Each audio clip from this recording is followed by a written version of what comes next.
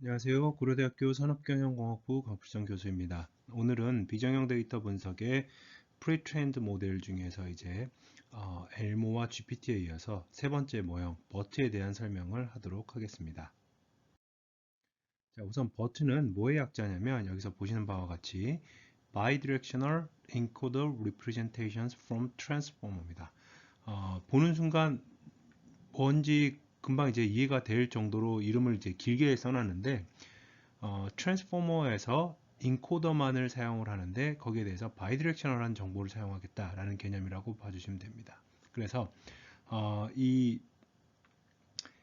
버트의 구조 자체는 여기서 보시는 것처럼 바이디렉셔널 리프레젠테이션을 학습을 하게 되는데 두 가지의 목적을 가지고 랭귀지 모델 학습을 프리트레이닝을 수행을 하게 됩니다. 첫 번째가 뭐냐면 마스크드 랭귀지 모델이라고 그래가지고 각각의 어떤 인풋들이 들어왔을 때 사실 랭귀지 모델 자체는 원래는 엄밀하게 말하면 시퀀셜한 모델이기 때문에 이전 정보들을 받아서 다음 정보를 예측을 하든지 또는 바이디렉셔널의 반대 방향일 경우에는 엘모 같은 경우에는 뒤에서부터 정보들을 받아가지고 바로 앞 단어를 예측하든지 하는 방식인데 이 마스크드 랭귀지 모델 같은 경우에는 임의의 순서에 해당하는, 그러니까 순차적으로 뭐 forward든 backward든 순차적으로 랭귀지 모델을 사용하는 게 아니라 특정 해당하는 그 위치에 있는 부분들을 마스킹을 해놓고 걔네들을 예측하도록 하는 모델을 만드는 겁니다. 그래서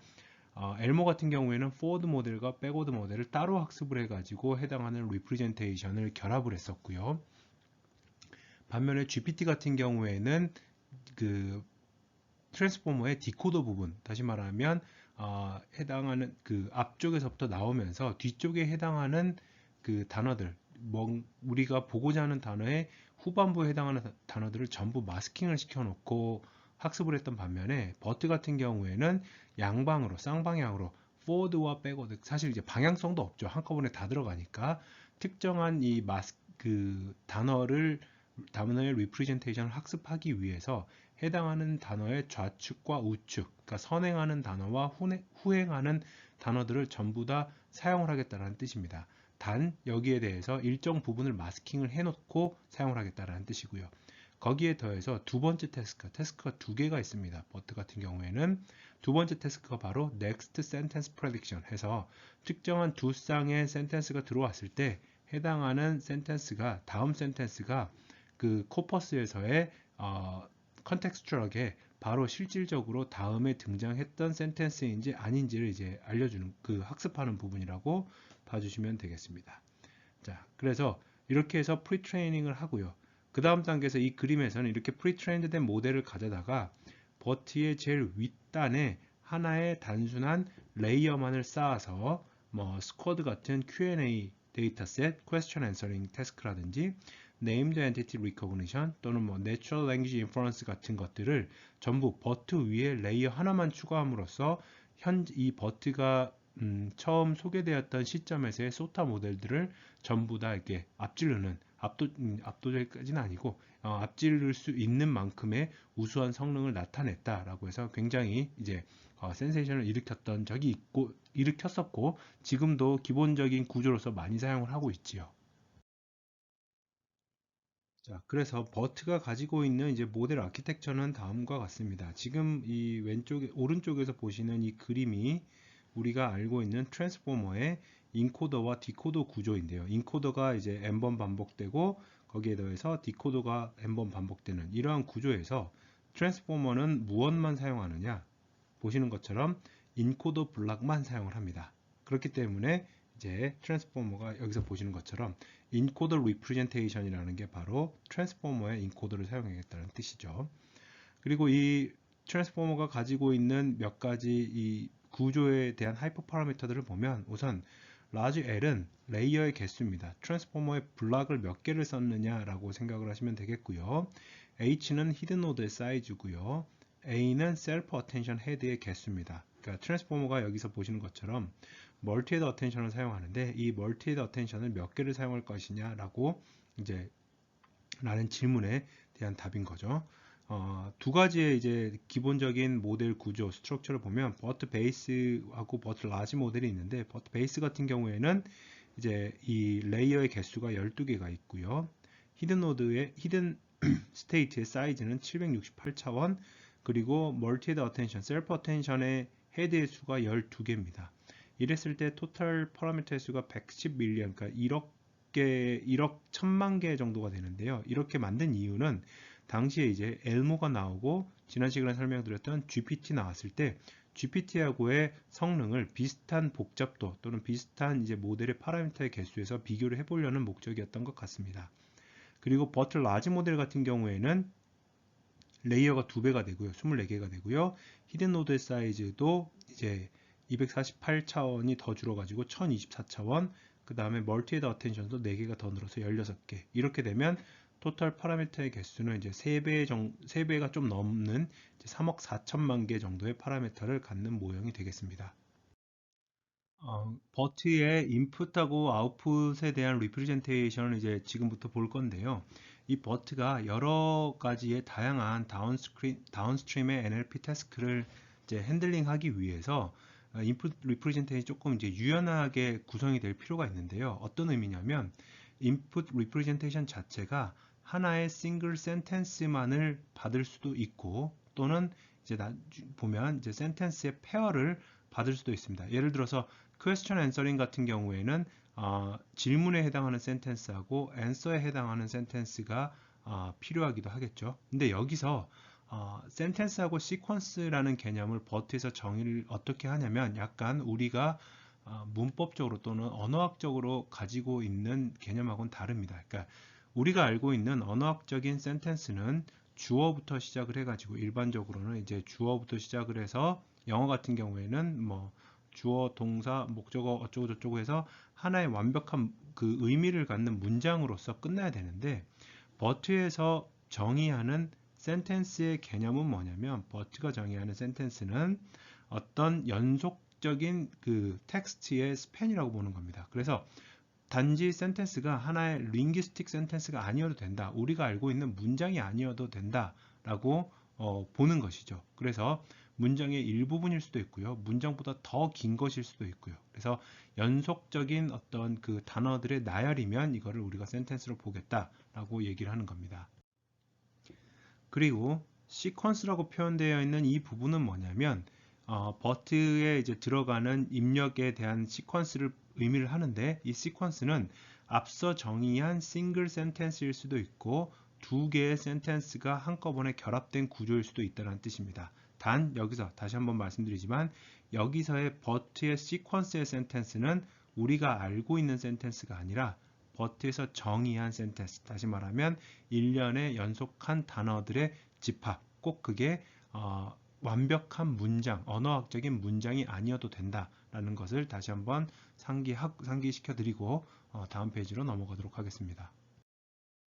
자, 그러면 버트가 가지고 있는 이제 실제 인풋과 아웃풋의 구조를 조금 더 자세히 살펴보면요. 우선 우리는 2개의 센텐스를 입력으로 받습니다. 근데 그냥 센텐스가 아니라 마스크드 센텐스라고 표현이 된, 마스킹이 된 센텐스인데, 이 말은 무슨 얘기냐면, 센텐스가 가지고 있는 각각의 토큰, 여기서는 센텐스 A는 1부터 M까지 N개의 토큰을 가지고 있고요.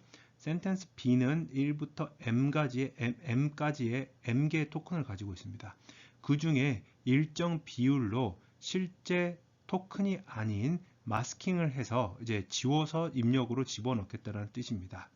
그래서 unlabeled sentence라는 얘기는 무슨 얘기냐면, 이 센텐스에 대한 어떤 슈퍼바이즈 러닝이 아니라는 뜻이죠. 우리가 가지고 있는 코퍼스에서 연속적인 2개의 센텐스를 시퀀스로 집어넣겠다는 뜻입니다.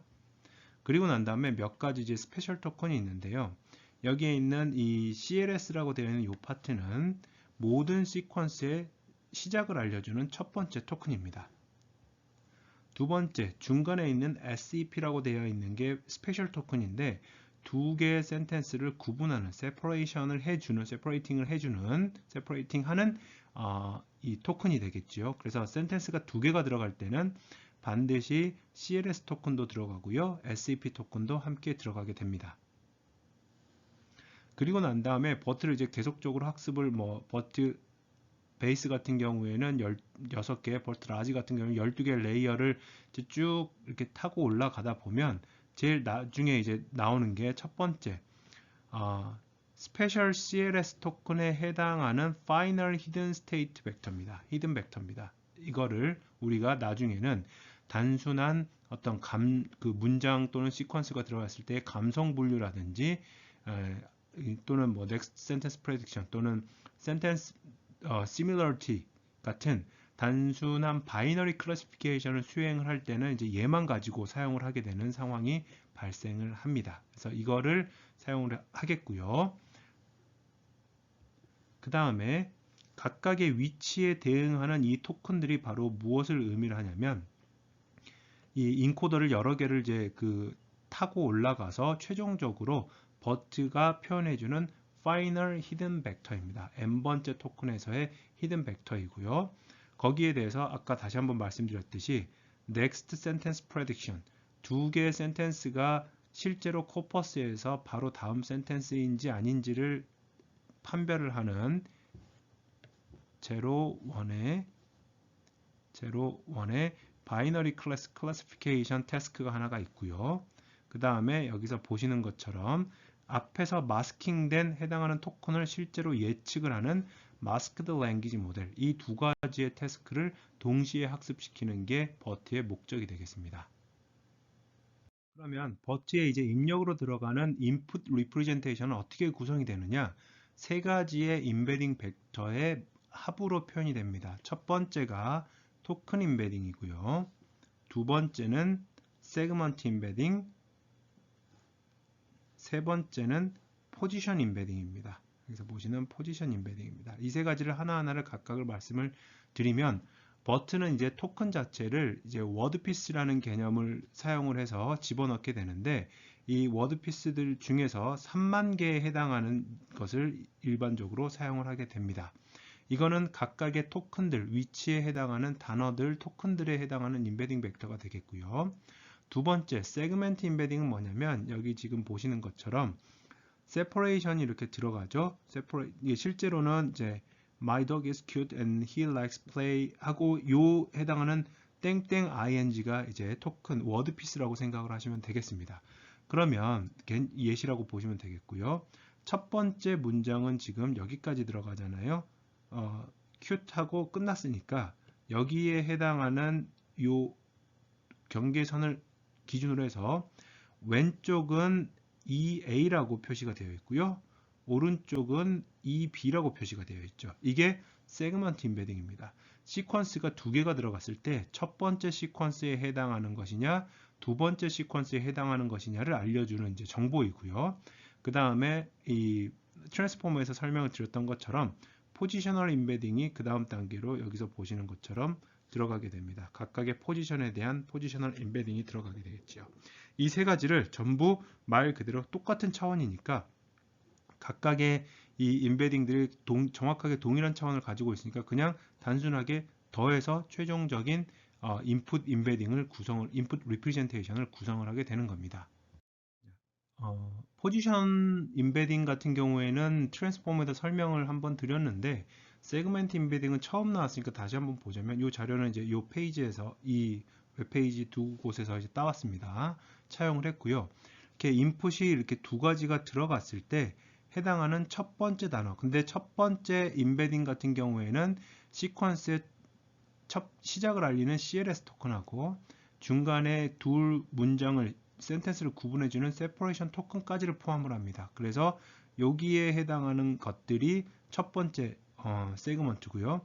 나머지의 토큰들이 두 번째 세그먼트에 해당을 합니다. 그러면 버트 베이스 같은 경우에는 여기서 768이라고 나와 있는데 이게 왜 768 차원이니까 실제로 우리는 이 첫 번째 세그먼트에 해당하는 임베딩하고 두 번째 세그먼트에 해당하는 임베딩 768차원짜리를 두 개를 이제 학습을 시켜야 되겠죠. 이게 이제 뭔가 정해지는 게 아니라 세그먼트 임베딩 자체도 학습이 되는 상황이라고 봐주시면 되겠습니다. 자, 그러면 이제 우리가 보시는 것처럼 버트를 프리트레이닝 시킬 때 첫 번째 태스크가 뭐냐? 바로 마스크드 랭귀지 모델링이라고 말씀을 드렸어요. 전체 시퀀스의 15%가 랜덤하게 마스크 토큰으로 바뀝니다. 여기 보시는 것처럼 원래 단어들은 W1, W2, W3, W4, W5였는데 W4가 마스킹이 돼서 입력으로 들어갑니다. 버트 모형을 통해서 쭉 이제 트랜스포머 블록들을 여러 개를 거치면서 최종적인 아웃풋이 이렇게 나온 거를 보실 수가 있겠죠. 이렇게 나와 있으면 이 윗단에다가 최종적으로 fully connected layer에다가 이제 GLU activation 펑션을 쓰고 normalization을 건 제일 윗단에다가 단지 하나의 레이어만 이제 더 심어준 것이고요. 그랬을 때 나오는 이 W4 프라임이 결국은 실제 토큰인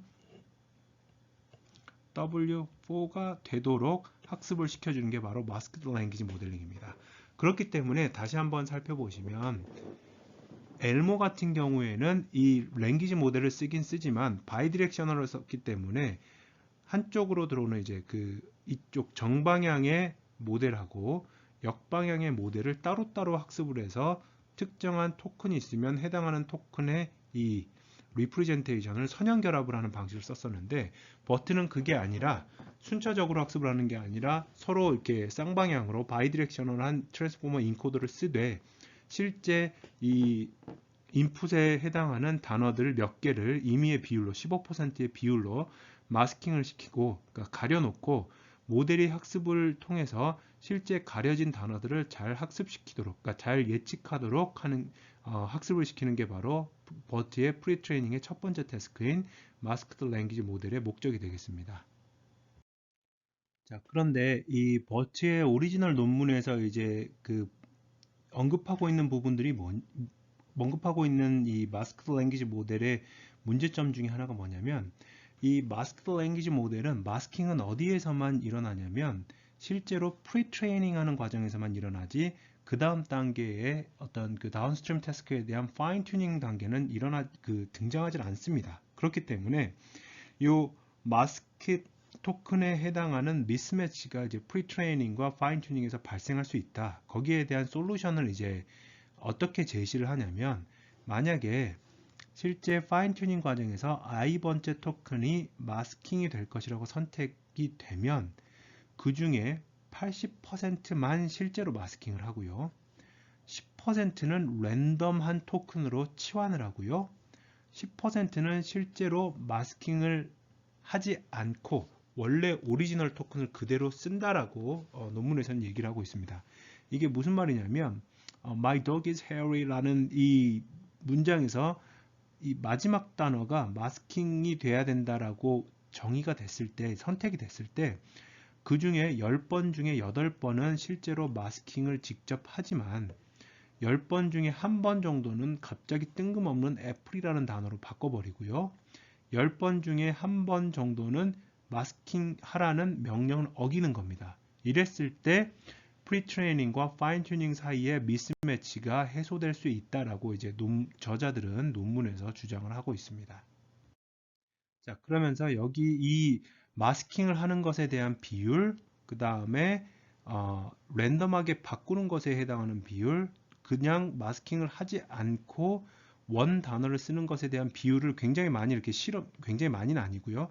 몇 가지 조합에 대해서 실험을 해 봤더니 저자들이 80%는 마스킹을 하고 10%는 원 단어 토큰 쓰고 10%는 랜덤하게 바꿀 때가 이 실제 디벨롭먼트 데이터셋, 검증용 데이터셋에 대해서 일반적으로 퍼포먼스가 가장 괜찮더라. 이거는 약간 이제 경험에 의한 결론이라고 생각을 하는 것이 좋을 것 같습니다. 버트가 가지고 있는 두 번째 프리트레이닝의 태스크는 Next Sentence Prediction, 다음 문장을 예측하는 겁니다. 저자들이 여기서 주장하는 바 역시 뭐냐면 Question Answering이라든지 Natural Language Inference 같은 경우는 이제 기본적으로 두 개 이상의 문장들에 대한 관계, relationship을 이해를 해야지만이 풀어낼 수 있는 건데 문장 단위의 랭귀지 모델링 같은 경우는 이 관계를 잘 이해할 수 없다라는 게 저자들의 지적입니다. 그러니까 사실은 지금까지 설명을 드렸던 엘모와 GPT는 문장 단위로 랭귀지 모델을 학습을 했기 때문에 어떻게 학습했는지에 대한 방식은 다르지만 두 개 이상의 문장을 함께 학습을 하진 않았어요. 그래서 이 버트에서는 두 개 이상의 문장의 관계를 알아야지만이 풀어낼 수 있는 NLP 태스크들을 이제 반영하기 위해서 NLP 태스크들에도 좋은 성능을 나타내기 위해서 굉장히 단순한 이 Binarized Next Sentence Prediction 모델을 만들어냅니다. 정의를 합니다. 이거는 굉장히 단순한 모형인데요. 이제 모노링구얼 코퍼스에서 우리는 이제 무엇을 찾아내느냐면 실제로 50%는 A하고 B가 실제로 이어진 그 문장이라고 그 문장에서 뽑아오고요. 학습 데이터를. 그 다음에 50%는 실제로 다음 문장이 아닌 것에서 그 시퀀스를 구성을 해가지고 그 둘 사이가 이제 최종적으로 아까 버트 모형에서 아까 여기서 보시면요. 시퀀스 A가 들어가고 시퀀스 B가 들어간 다음에 버트 모형이 이렇게 학습이 되고 그 다음에 마지막 단계에서 토큰이 하나가 있었잖아요. 이 토큰을 통해서 이게 next sentence인지 아닌지에 대한 yes, no를 이제 판별을 하게 되는 겁니다. 그런데 여기에 이제 들어가게 되는 구조를 어떻게 되느냐면 이런 거죠. 만약에 우리가 가지고 있는 실제 어떤 다큐먼트가 있다라고 하겠습니다. 다큐먼트 안에 sentence 1, sentence 2, sentence 3, sentence 4 이런 식으로 해서 뭐 sentence가 10가지 있다라고 해볼게요. 그러면 이 코퍼스를 만드는 데 있어서 어떻게 만드냐면 S1과 그리고 SEP하고 뭐 여기서 이제 처음에 CLS가 들어가겠죠. 그 다음에 S2 하게 되면 이 시퀀스의 Y 레이블은 1입니다. 예를 들어서 next sentence이다. 그리고 똑같이 CLS와 S2와 separation token 들어가고요. 뭐 S10이 들어가면 얘는 0입니다. 반대로도 할 수가 있겠죠. CLS와 임의로 뽑는 거니까 S5와 separation token 들어가고요. S1이 주어지면 Y도 0입니다. 하나만 더 할게요. CLS와 S9과 separation token과 S10이 들어가면 얘는 1이 되는 겁니다. 이런 방식으로 50대 50으로 단순하게 실제 코퍼스에서 연속된 문장이었으면 레이블을 1로 주고요. 연속된 문장이 아니었으면 레이블을 0으로 주는 Next Sentence Prediction Task도 마스크드 랭귀지 모델과 함께 더불어서 학습을 시키겠다라는 거였습니다. 그랬을 때 이 저자들이 논문에서 역시 얘기하는 바는 뭐냐면 이 아이디어의 단순함에도 불구하고 이 사람들이 주장하기로는 QA 태스크하고 NLI 태스크에 대해서는 굉장히 도움이 많이 되었다. 이 Next Sentence Prediction 태스크를 프리트레이닝을 한 것과 그렇지 않은 것 사이에는 차이가 유의미하게 크더라라는 게 결론입니다. 이 Next Sentence Prediction의 예시를 다시 한번 보면 이거는 굉장히 오래된 이 미국 드라마인데요. 미드인데요. 제 학생 때 보던 여러분들처럼 대학원생 때 보던 드라마입니다. 이제 프렌즈라는 드라마고요. 이거를 이제 거의 뭐 모방하다시피 해서 아주 옛날에 우리나라 시트콤으로도 남자 셋 여자 셋이라는 시트콤이 있었는데 혹시 기억하시는 분이 있는지 모르겠습니다. 요 드라마의 마지막 장면이에요. 이제 거의 아지트처럼 쓰던 집에서 각각의 이제 키들을 이렇게 테이블에다가 놓는 장면인데 거기에 대한 실제 대사를 지금 찾아봤습니다. 그러면은 뭐 이러한 이제 그 등장 인물들 제외하고 이 나머지 대사들만이 해당하는 코퍼스의 센텐스라고 한번 해볼게요. 그러면 여기에서 보는 것처럼 실제로는 첫 번째 문장과 그 다음에 두 번째 문장이 들어가죠. 그러면 이거는 is next 해가지고 이 제일 마지막에 이 클래스 토큰을 가져다가 is next니까 이쪽에 대해서 yes가 되는 겁니다. 버튼 모형을 태운 다음에 반면에 여기에서 보시는 첫 번째 문장, 시퀀스의 앞 문장과 시퀀스의 뒷 문장은 실제 코퍼스에서는 서로 떨어져 있어요. 바로 다음 문장이 아닙니다. 그러면 해당하는 그 분류는 next sentence가 아닌 것으로 분류를 하겠다는 얘기죠. 이런 방식으로 프리트레이닝을 시킴으로써 두 문장의 관계를 알아야지만이 풀 수 있는 다운스트림 태스크에 대한 성능을 향상시키는데 굉장히 크게 이제 기여를 했다라는 게 논문과 저자들의 주장이죠. 여러분들 중에 사실 대다수는 버트 논문을 한 번씩은 이미 읽어봤을 것이고요. 저보다 더 설명을 잘하는 사람들 또는 블로그 글들을 보고 이미 공부를 한 사람들도 많을 텐데, 이 그림은 굉장히 유명한 그림입니다. 이제 버트 페이퍼에 나왔던 각각의 구조를 평가한 이제 차이를 보여주는 그림이고요. 가장 처음으로 설명했던, 그리고 가장 처음 이제 등장했던 엘모 같은 경우에는 똑같은 시퀀스들에 대해서 정방향의 forward LSTM과 backward LSTM을 여러 단계를 학습을 시킨 다음에 해당하는 이 hidden state들을 전부 리니어 결합을 해서 태스크에 맞게 선형 결합을 해서 최종적인 토큰을 만들어냅니다. 이게 엘모였고요. 오픈AI에서 만든 GPT 같은 경우에는 트랜스포머의 디코더 블럭만을 사용을 했기 때문에 여기에서 보시는 것처럼 각각의 이 한쪽 방향으로만 마스킹이 이제 그 뒤쪽에만 되어 있는 거죠. 랜덤하게 되어 있는 게 아니고요. 반면에 버트 같은 경우에는 똑같은 시퀀스에 대해서 양쪽 방향으로 전부 학습을 동시에 트랜스포머의 인코더를 가지고 하는데, 대신 일정 수준의 비율로 입력의 토큰들에다가 마스킹을 해서 학습을 시키겠다. 이게 바로 세 가지 차이입니다. 오픈AI GPT는 마스킹을 할 필요가 없는 게, 왜냐하면 얘는 어차피 정방향으로만, 실제로 디코더를 이제 트랜스포머의 디코더를 사용하는 관점에서는 정방향으로만 쓰기 때문에 그 특정한 토큰이 들어왔을 때 그 다음 단어를 예측하는 태스크만 수행하면 됩니다. 그래서 버트의 마스크드 랭귀지 모델과 GPT의 디코더를 사용한 랭귀지 모델은 분명히 큰 차이가 있다. 이렇게 알아두시면 좋겠습니다.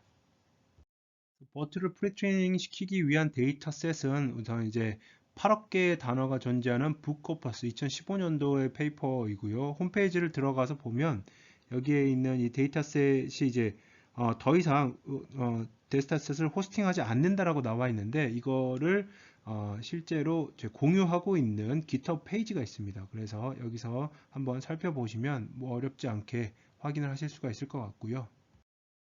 그 다음에 25억 개의 단어가 있는 이제 영어 위키피디아 데이터셋도 역시 GitHub에서 여러분들이 확인을 하실 수가 있습니다. 버트를 프리트레이닝 하는데 있어서 굉장히 많은 이제 하이퍼 파라미터들이 존재를 하는데요. 첫 번째, 토큰의 최대 길이는 512개로 놓겠다. 그러니까 두 개의 문장이니까 한 시퀀스에 대해서 두 문장 합쳐서, 두 센텐스 합쳐서 최대 512개의 토큰까지만 적용을 하겠다. 그리고 배치 사이즈는 256이고요. 옵티마이저는 아담을 썼고요. 러닝 레이트는 10의 마이너스 4승부터 시작을 해서 10의 마이너스 4승이고, 그 다음에 베타 1은 0.9, 베타 2는 0.999, L2 웨이트 디케이를 썼고요. 그 다음에 러닝 레이트는 이제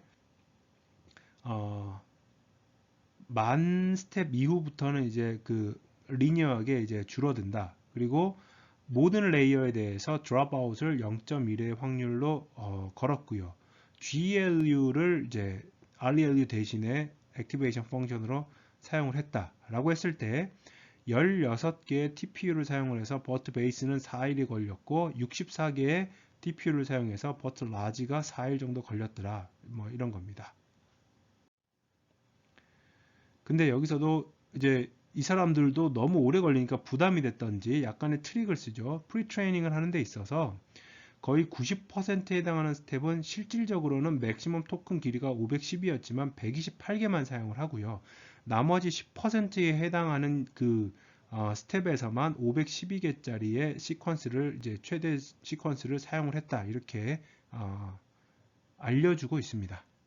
고백에 가까운 내용이라고 봅니다.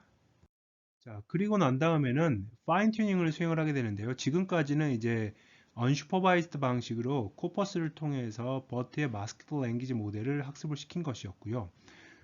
이 버트 초창기에 처음에 말씀을 드렸던 것처럼 윗단에 하나의 레이어만 딱 걸쳐 넣으면 이 버트 모델 위에 어떠한 태스크도 태울 수가 있다라고 설명을 한 게, 이 첫 번째 케이스는 뭐냐면요. 한 시퀀스가 센텐스를 두 개를 받습니다. 센텐스 두 개를 받아가지고 어떤 작업을 하게 되냐면, 두 개가 이 실제로 인테일먼트인지 아닌지 뭐 이런 관계를 표현하는 Natural Language Inference Task일 수도 있고요. 또는 뭐 여기서 보시는 것처럼 또 다른 이 센텐스 페어, 그 센텐스 시밀러리티 태스크일 수도 있고요. 어떤 두 개의 센텐스 페어를 입력으로 받아서 단순히 이게 특정한 클래스에 속하는지 아닌지에 대한 NLP 태스크들은 첫 번째 이 구조에 해당을 하게 될 것이고요. 두 번째 구조 같은 경우에는 센텐스가 이제 두 개가 들어오는데 이 센텐스라기보다 시퀀스가 이제 들어오게 되는데 퀘스천이 들어오고요. 패러그래프가 들어왔을 때 거기에 대해서 이 첫 번째 토큰부터 그러니까 후반부의 두 번째 토큰 그러니까 패러그래프의 시작점인 토큰부터 해가지고 답을 이렇게 뱉어주는 이게 생성을 해주는 Question Answering Task가 이제 두 번째 구조가 되겠습니다. 그래서 둘 사이 1번과 2번은 두 개의 센텐스 또는 두 개의 입력 정보를 세퍼레이션 토큰을 통해서 받아들이지만 아웃풋 자체가 단순히 범주에 대한 예측인지 또는 새로운 문장의 생성인지에 따라서 달라지는 것이고요.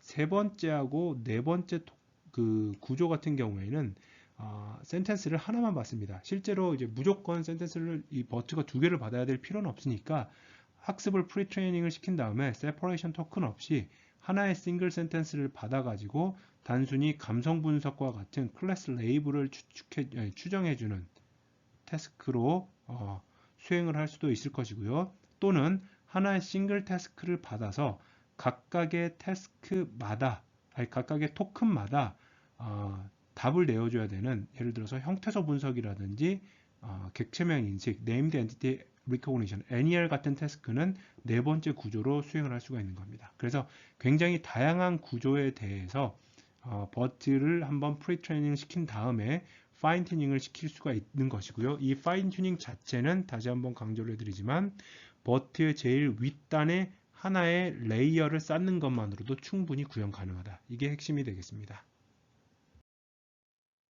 자, 그래서 이걸 통해서 이제 굉장히 많은 자연어 이해, Natural Language Understanding Task, 다운스트림 태스크들에 대해서 이제 학습을 이제 수행을 하고 있는 부분들이 있고요.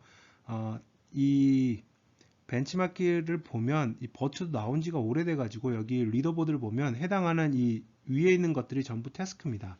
해당하는 자연어 처리 태스크에 대해서 1등부터 이것도 이제 시간이 제가 강의 자료를 만들고 난 이후에도 굉장히 많은 변화가 일어났겠지요.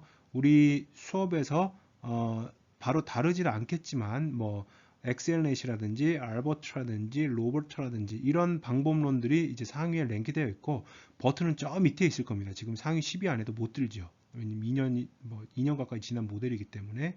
근데 이제 이 버트가 처음 등장했던 시점으로 시간을 돌려서 보자면 여기에 있는 이제 엘모하고 GPT하고 상대적으로 비교를 해봤을 때 버트 베이스만 가지고서도 거의 대부분의 태스크에 대해서 이 두 알고리즘을 이제 능가를 하고요. 버트 라지로 가게 되면 버트 베이스보다도 굉장히 유의미하게 성능 차이가 높게 나타나는 태스크들이 상당히 보이는 것을 보실 수가 있겠습니다. 각각의 태스크가 무엇인지는 강의 자료에서 따로 설명을 하나하나 구체적으로 드리지는 않겠고요. 여러분들이 해당하는 태스크에 대한 디스크립션을 직접 찾아보시기 바랍니다. 자, 그리고 이제 이 페이지에서부터는 몇 가지 에볼레이션 스터디들에 대한 이제 설명을 해주는 그 설명인데요. 우선 첫 번째는 프리트레이닝 태스크에 해당하는 이제 효과입니다. 이게 무슨 얘기냐면 원래 다른 이제 엘모라든지 GPT 같은 경우에는 랭귀지 모델만 프리트레이닝에 사용을 했는데 랭귀지 모델 더하기 넥스트 센텐스 프레딕션을 했을 때 얼마만큼 효과가 있었는지를 보여주는 파트입니다. 그래서 비교를 하자면 버트 베이스는 랭귀지 모델 더하기 넥스트 센텐스 프레딕션 한 모형이고요. 노 NSP가 버트 베이스에서 넥스트 센텐스 프레딕션을 제외한 부분입니다. 사실 이 둘 사이의 차이를 보면 특히나 뭐 그 단순한 그 태스크 상대적으로 단순한 태스크에 대해서는 거의 뭐 차이가 없는 것을 보실 수가 있는데 스쿼드 데이터 같은 경우에는 약 한 0.6%포인트 정도 이렇게 상승을 한 것을 보실 수가 있겠습니다. 그래서 저자들은 두 개 여기서도 마찬가지로 NLI 같은 경우에도 뭐 어느 정도 특히나 얘 같은 경우는 한 5포인트 정도 되나요? 올라갔으니까 2개 이상의 문장을 이해해야 되는 태스크에 대해서는 이 Next Sentence Prediction이라는 pre-training 태스크가 굉장히 효과가 있다라고 결론을 내린 것이고요. 두 번째는 이제 모델 사이즈인데 12개, 768개, 12개가 이제 베이스 라인이니까 여기에 있는 이 파트가 이 부분이 베이스 라인이 되겠죠. 여기에 해당하는 내용에 대해서 이제 이게 버트 베이스고요. 제일 밑에 있는 게 이제 버트 라지가 되겠습니다. 얘가 베이스, 얘가 이제 라지가 되겠죠. 베이스 모델이 되겠고요. 그러면 어느 정도 당연히 이제 이거는 사실 그렇게 흥미롭지는 않은데 구조가 커지면 커질수록 성능이 좋아지더라 라는 어찌 보면 약간은 당연한 이제 결과물이고요.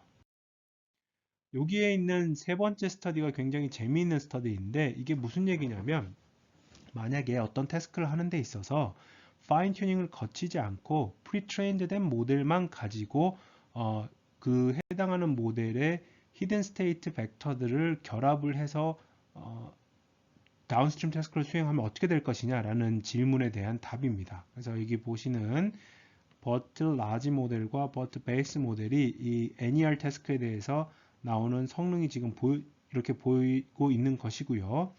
밑에 있는 이 feature based approach라는 게 파인 튜닝을 하지 않은 거예요. 그래서 버트에 해당하는 내용들을 이제 간단하게 보자면 이 인풋이 이렇게 들어가게 되면요. 인풋 토큰이 처음에 이렇게 들어가면 버트에 이제 트랜스포머 인코딩 블락이 나와서 해당하는 히든 레이어 나오고요. 요게 또 다시 이제 트랜스포머 블락, 버트 블락 이걸 뭐 B1, B2 이렇게 쓰겠습니다. 쭉 해서 B12까지 나온 다음에 아웃풋들이 이렇게 있잖아요. 이렇게 있으면 여기에 있는 이 임베딩을 하겠다. 요 첫 번째 임베딩 파트를 쓰겠다라는 얘기는 뭐냐면 제일 마지막 거만 사용하겠다는 얘기입니다. 그랬을 때는 91%니까 약 5%포인트 정도 하락을 한 것을 알 수가 있는데 second to last hidden이라는 거는 무슨 얘기냐면 여기에서 나오는 두 번째 히든 레이어부터 마지막 히든 레이어까지에 해당하는 것들을 결합을 하겠다라는 거고요. 또는 이 밑에 네 번째 있는 파트는 뭘 의미하냐면 wait some last for hidden이라는 거는 위에서부터 네 번째에 해당하는 것들, 네 개의 레이어에 해당하는 히든 레이어들을 사용을 하겠다라는 것이고요. 죄송합니다. 여기에서의 임베딩은 정정할게요. 얘를 쓰는 게 아니고요. 첫 번째, 제일 밑단에 있는 임베딩을 쓰겠다는 얘기고요.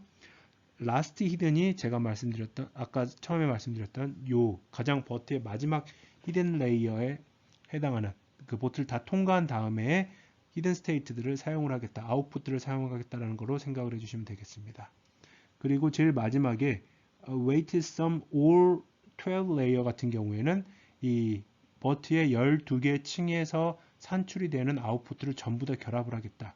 그렇게 결합을 했을 때 재밌게도 전부 다 쓰는 것보다는 초반에는 뭔가 뭐 큰 의미가 없었을지도 모르겠지만 마지막 4개에 해당하는 레이어 정보들을 컨캣을 하거나 아니면 웨이티드 썸을 했을 때 거의 뭐 파인 튜닝을 한 것과 별반 차이가 나지 않을 만큼 성능이 괜찮았다라는 것을 지금 보여주고 있는 부분입니다. 자, 여기까지 해서 버트 모델에 대한 설명을 마무리 짓도록 하겠습니다. 수고하셨습니다.